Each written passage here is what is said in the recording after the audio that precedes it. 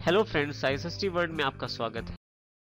ना, ये जो आप ऊपर की तरफ देख रहे हैं ये हमारे पास क्विक एक्सेस टूल बार है। इस सेपरेटर से पहले मैं यहाँ पे अपना मनपसंद बटन या अपनी मनपसंद कमांड जोड़ सकता हूँ जो मैं सबसे ज़्यादा यूज़ करता हूँ। जैसे कि मुझे लगता है कि मैं टेक्स्ट कमांड को ज़्यादा यूज़ करता हूँ, मैं राइट क्लिक करूँगा इस पर और add to quick access tool bar पे क्लिक कर दूंगा। देखिए ये मेरे पास कमांड अवेलेबल हो गई है। इसका अर्थ ये है कि मैं कहीं भी किसी भी मेन्यू में काम कर रहा हूँ, मेरे पास ये अप्रोचेबल रहेगा, हमेशा मेरी एक्सेस में रहेगा। जैसे कि मैं क्लिक करके इस पर कुछ काम करता हूँ तो मेरे पास ये अवेलेबल हो जाएगा। आप यदि क्विक एक्सेस टूल बार से हटाना भी चाहते हैं किसी कमांड या किसी टूल को, तो उसके लिए आप उस टूल पर या उस कमांड पर राइट क्लिक करें और remove from quick access tool bar कर दें। जैसे आप ये करेंगे वो कमांड वहां से हट जाएगी।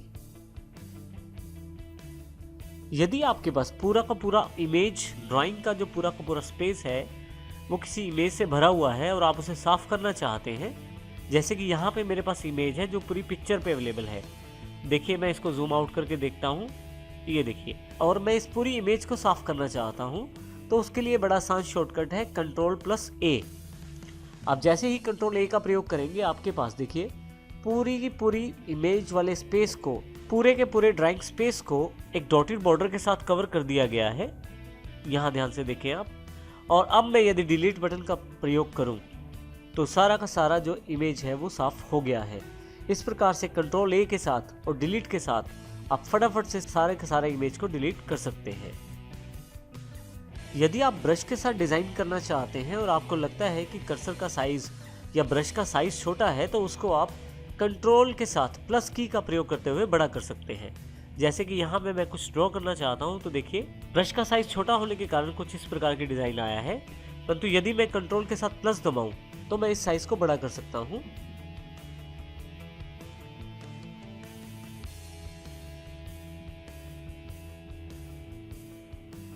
इसमें मैं कंट्रोल प्रेस करके रखता हूं और साथ में प्लस बटन को दबाता हूं। अब यदि मैं ड्रॉ करता हूं तो देखिए स्क्रीन पे साइज बड़ा हो गया है कर्सर का। इसी तरह से यही कार्य आप इरेजर के लिए भी प्रयोग कर सकते हैं। यहाँ देखिए ये इरेजर का साइज छोटा है, परंतु यदि इरेजर का साइज मुझे बड़ा करना है तो कंट्रोल के साथ प्लस का निशान दबाएं। इरेजर का साइज बड़ा हो जाएगा। फिर से इरेजर का साइज छोटा करने के लिए आप कंट्रोल के साथ माइनस बटन का प्रयोग कर सकते हैं। देखिए इस प्रकार हम कंट्रोल प्लस और माइनस के साथ साइज को छोटा या बड़ा कर सकते हैं अकॉर्डिंग टू टूल।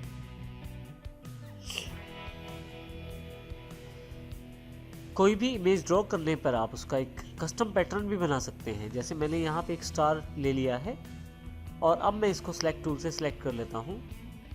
शिफ्ट को प्रेस करना है मुझे और उसके पश्चात शिफ्ट छोड़कर माउस को मूव करना है जल्दी जल्दी से, तो आपके पास एक पैटर्न तैयार हो जाएगा स्टार के साथ। जैसे कि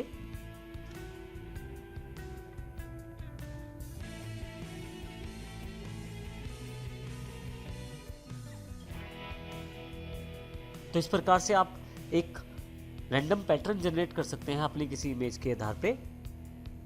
यदि आप इसको स्टैम्प की तरह यूज़ करना चाहते हैं, अर्थात इसकी क्लोनिंग करना चाहते हैं या डुप्लीकेट बनाना चाहते हैं, तो उसके लिए कंट्रोल प्रेस करके रखें और जहां पे आप इसको प्लेस करना चाहते हैं वहां पे माउस को छोड़ें। आपके पास ये कॉपीज बनानी शुरू कर देगा। जैसे कि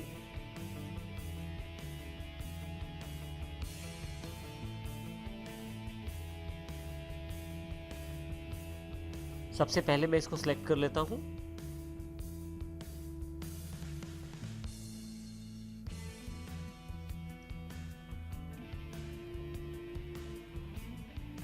कंट्रोल प्रेस करके रखना है और माउस को इमेज के ऊपर से हटाकर दूसरी जगह लेके जाना है। जहां लेके जाना है वहां माउस का लेफ्ट क्लिक छोड़ दीजिए। अपने आप उसको एक क्लोनिंग या डुप्लीकेट तैयार हो जाएगा। कंट्रोल के साथ कॉपी या क्लोनिंग करने वाले एग्जाम्पल को हम यहाँ दोबारा समझते हैं इस फोटोग्राफ के द्वारा। यहाँ इस फोटोग्राफ पे एग्जाम्पल समझाने से पहले थोड़ा सा मैं इसको जूम कर लेता हूँ ताकि हमारे पास थोड़ा सा नज़र आने वाला एरिया बन जाए। देखिए यहाँ पे एक बटन है, इस शर्ट पे जो बटन है इसको मैं डुप्लीकेट करके, इस बटन को मैं डुप्लीकेट करके शर्ट पे बाकी हिस्सों में भी लगाना चाहता हूँ। उसके लिए मैं सबसे पहले सिलेक्ट में जाके फ्री फॉर्म सिलेक्शन ले लूँगा और यहाँ से मैं उस बटन को सिलेक्ट करना शुरू करूँगा।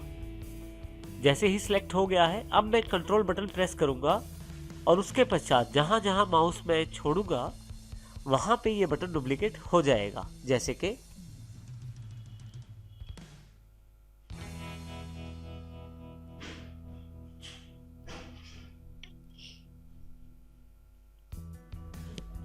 तो इस प्रकार मैं इस कंट्रोल बटन का प्रयोग करके अपनी जो इमेज मैंने सेलेक्ट की थी उसको क्लोन कर सकता हूँ, डुप्लीकेट बना सकता हूँ। अब यदि आप छोटा करके देखें इस इमेज को तो यहाँ पे इतने ध्यान से देखने में पता नहीं लगेगा कि आपने उस बटन को क्लोन किया है। तो इस प्रकार आप माइक्रोसॉफ्ट के पेंट ऐप को बेसिक्स एडिटिंग के लिए भी प्रयोग कर सकते हैं। मेरे पास एक इमेज दी गई है जिसका साइज 46.2 KB है, यहाँ देखें आप।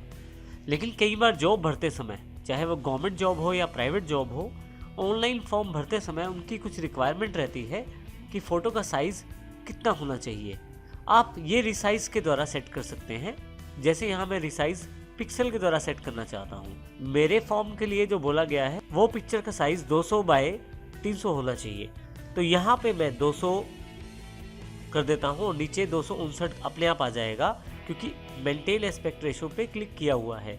इसके अतिरिक्त मेरी जो फ़ोटो का साइज़ है वो 40 KB से कम होना चाहिए।